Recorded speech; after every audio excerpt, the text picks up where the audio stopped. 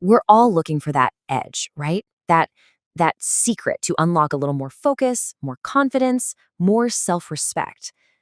But what if I told you the key isn't some big, complicated secret? What if it's hiding in the very first hour of your day?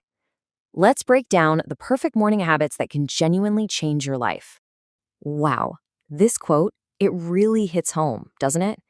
I mean, really think about that for a second.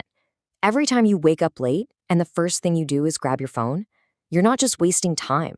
You're actively training your brain to be reactive, to be distracted, to be average. The stakes here, they're way higher than you might realize. So, what's the real problem with a lazy morning anyway? It's not like your life just suddenly implodes. No, the problem is much more subtle. It's something we can call the slipping away problem. It's about how your mornings quietly, almost sneakily, define the rest of your day.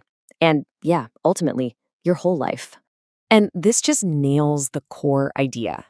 It's the small compromises, right? Hitting the snooze button just once, skipping a workout because you're tired, grabbing a sugary breakfast on the go. Each one seems like no big deal, but they compound. They add up. Each one is a tiny little surrender that weakens your discipline and just chips away at your confidence morning after morning. Okay, so how do we stop this slide? How do we stop this slipping away? Well, we have to build a strong foundation. And that foundation begins with the very first habit, establishing a rock-solid, consistent wake-up time. The rule here is incredibly simple, but it is not easy. When the alarm goes off, you get up. Period. That's it. No negotiating with yourself, no hesitating, and absolutely under no circumstances, no snoozing. The moment you make an exception, you're teaching your brain that discipline is optional.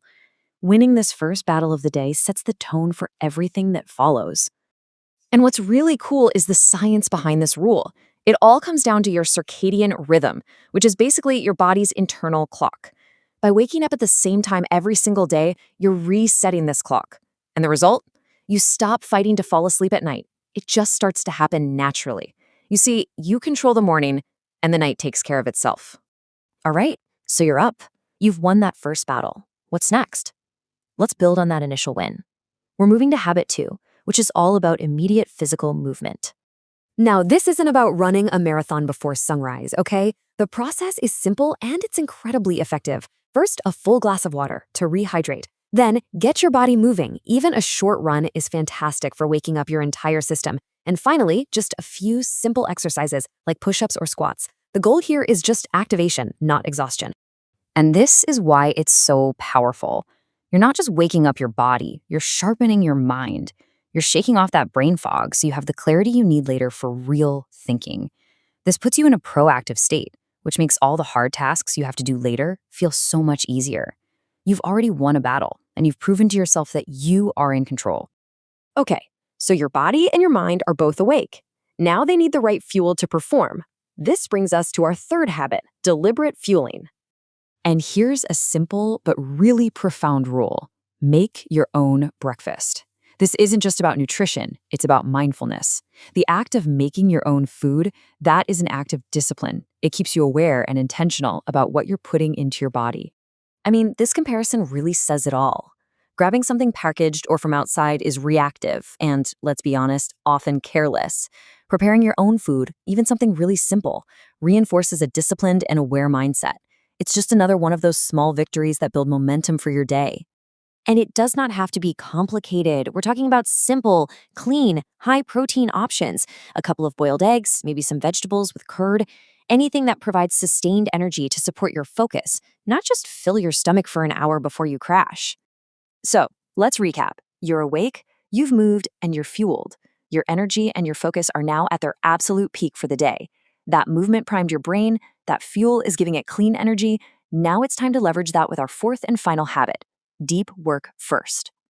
And the rule here is non-negotiable.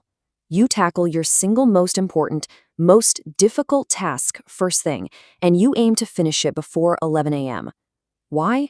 Because getting the hardest thing done early generates this massive wave of accomplishment that carries you through the rest of the day, making everything else feel lighter. And you don't need to block out your entire morning for this. As you can see, all it really takes is a single focused, distraction-free block of about 60 to 90 minutes. That's it. Phone off, extra tabs closed, just your full attention on what matters most. Now, this is a crucial point. We have to understand what deep work actually is. It is not easy revision or simple homework.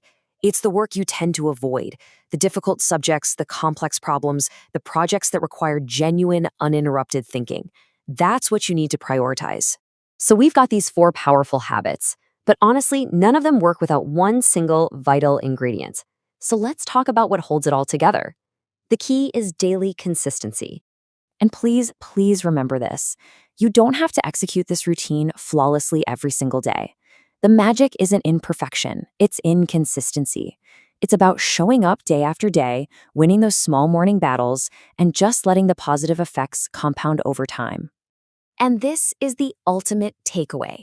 Your mornings are the training ground for your discipline, and that discipline, the one you forge in those first few hours, is what ultimately shapes the entire direction of your life.